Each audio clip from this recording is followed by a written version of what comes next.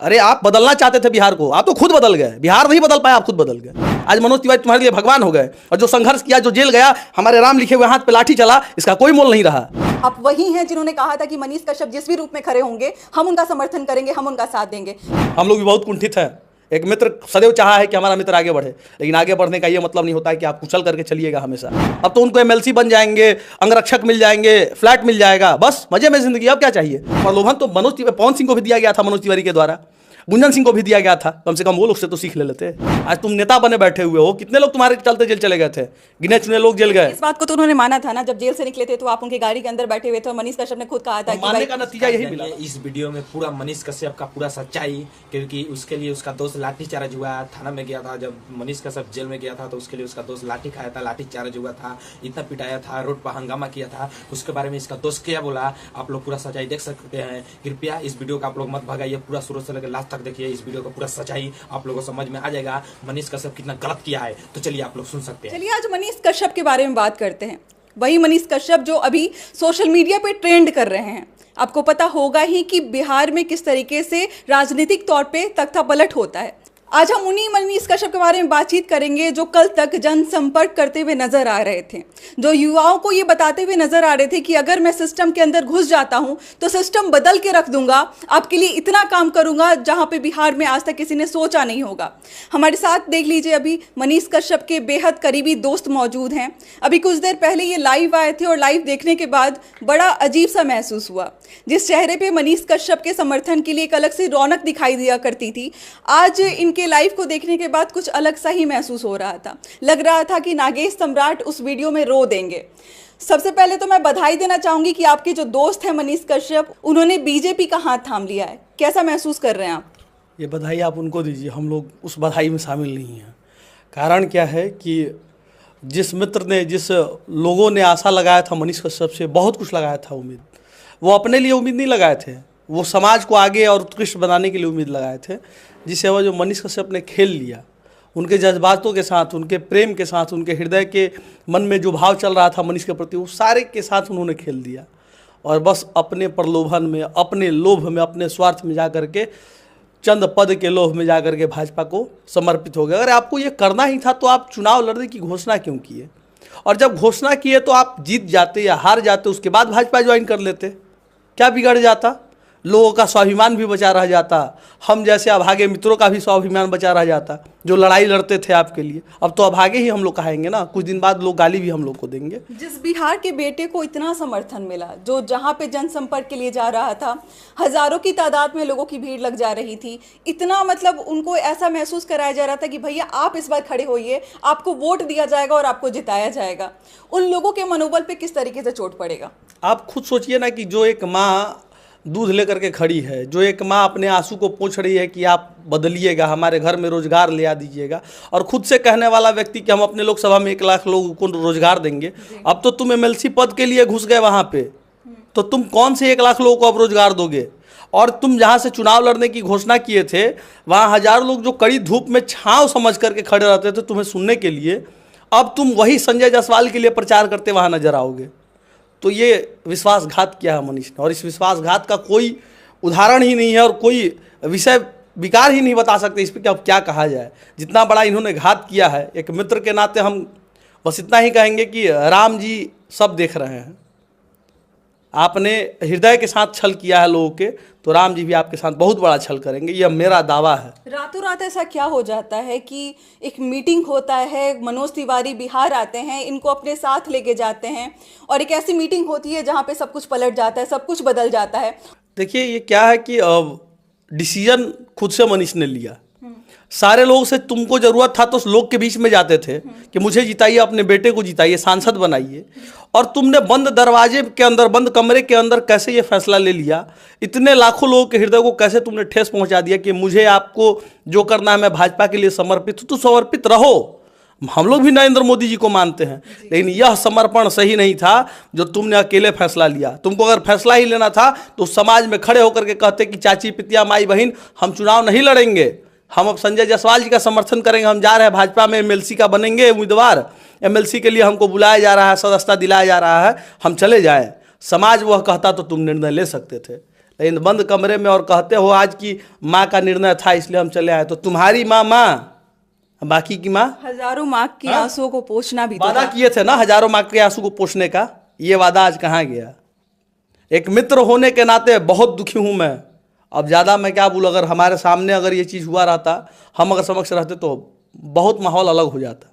बर्दाश्त के काबिल है, क्योंकि हम लोग भी गाली बात सुने हैं, समाज में हम लोगों ने बहुत संघर्ष किया है। और आज जो मनीष के कश्यप के चलते जेल चला गया उसका कोई मोल नहीं है, आज उन नेताओं का मोल है। आज कह रहा है कि मनोज तिवारी लोग मदद किए हैं, भाजपा के बड़े नेता ने मदद किया, माँ भी कह रही है, हम लोग का कोई मोल नहीं है। ये सवाल मैं पूछना चाहती थी कि जैसे ही बीजेपी की कुर्सी पे बैठते हैं मनीष कश्यप, उन्होंने दोस्तों के बारे में जब नाम गिनाया, समर्थकों के बारे में जब नाम गिनाया, तो एक नाम आया मनोज तिवारी का कि भाई जब वो जेल में थे तो उनका काफी समर्थन देखने को मिला है। कहाँ गए बाकी सारे लोग जिन्होंने इतना समर्थन किया? अरे तो मनोज तिवारी कैसा समर्थन किया? अगर आप समर्थन करते तो 9 महीना तुम घसते नहीं जेल में, और समर्थन अगर मनोज तिवारी तुम्हारा किए रहते तो तुम 9 दिन में बाहर आ गए रहते, और 9वां दिन क्या 7वां दिन ही तुम्हारे घर में पहुंच गए रहते मनोज तिवारी। तो तुम जब जेल से छूट करके आए हो तो तुम्हारे घर पे मनोज तिवारी गए हैं। आज मनोज तिवारी तुम्हारे लिए भगवान हो गए। और जो संघर्ष किया, जो जेल गया, हमारे राम लिखे हुए हाथ पे लाठी चला, इसका कोई मोल नहीं रहा। तुमने एक बार भी अपने मित्रों से निर्णय लेने का प्रयास किया कि मैं ऐसा करूं या ना करूं? तो तुम्हारे लिए अपनी महत्वाकांक्षाएं जरूरी है। तुम अपने लिए जीते हो, समाज के लिए तुम नहीं जीते। अब न जाने लाखों युवाओं का मनोबल टूट जाएगा किसी पे भरोसा करने से।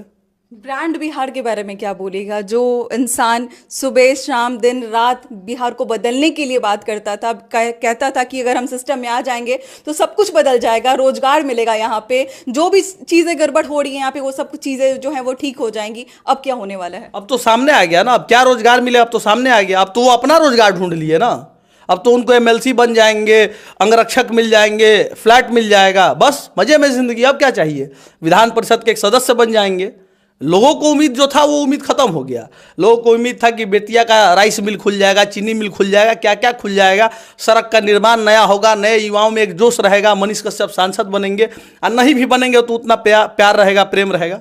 अब वो सारा तख्ते पर रख दिया गया चंद लोभ में, चंद प्रलोभन में। अरे प्रलोभन तो पवन सिंह को भी दिया गया था, मनोज तिवारी के द्वारा, गुंजन सिंह को भी दिया गया था। कम से कम वो लोग से तो सीख ले लेते। स्वाभिमान से समझौता नहीं किया जाता। अरे आप चले जाते भाजपा में, कोई रोका नहीं है, लेकिन चुनाव लड़ लेते, हार या जीत वो दूसरी विषय है। अच्छा, हमारे सामने अभी नागेश जी बैठे हुए हैं और यहाँ पे उनका फ़ोन है और इस फ़ोन पे लगातार रिंग आते जा रहा है। लोग अभी जिनका कॉल आपने उठाया था वो मजाक भी उड़ा रहे थे आपका कि भाई जब मनीष कश्यप पटना पहुंचेंगे तो नागेश सम्राट उनके स्वागत के लिए खड़े होंगे, मंदिर में एक साथ फोटो खिंचाते हुए नजर आएंगे। जब ऐसे लोग कमेंट आप पे दे रहे हैं, कैसा अभी कैसा महसूस हो रहा है आपको? हमने स्वीकारा ना कि हाँ भाई आप बोल सकते हैं, बिल्कुल आप एकदम आज सही है, हम गलत है। हम तो स्वीकार ही रहे हैं। हजारों लोगों का ताना मिल रहा है, हम स्वीकार रहे हैं। हम पहले भी स्वीकारते थे, आज भी स्वीकार रहे हैं। कारण यही है कि मतलब हम लोग संघर्ष के आदी बन चुके थे, और संघर्ष करते करते आज ऐसा महसूस हो रहा है ना कि साला कोई लतार मारता नहीं है, गाय लतार मारती है, वैसे लतार मारा गया है। सारे लोगों को लतार मार, केवल हमको नहीं। हम लोग छोड़िए, हम तो अदना से आदमी है, हमारा कोई अस्तित्व नहीं है। लेकिन जो हजारों लोग चाचा पित्या माई बहन धूप में खड़े होकर के आपको सुन रहे थे, आप माइक से भाषण दे रहे थे कि अपन बेटा आइल बा, अपन बेटा के जीता ही जा। अब किसके बारे में आप कहिएगा पूर्वी चंपारण में कि संजय जायसवाल के जीता ही जा?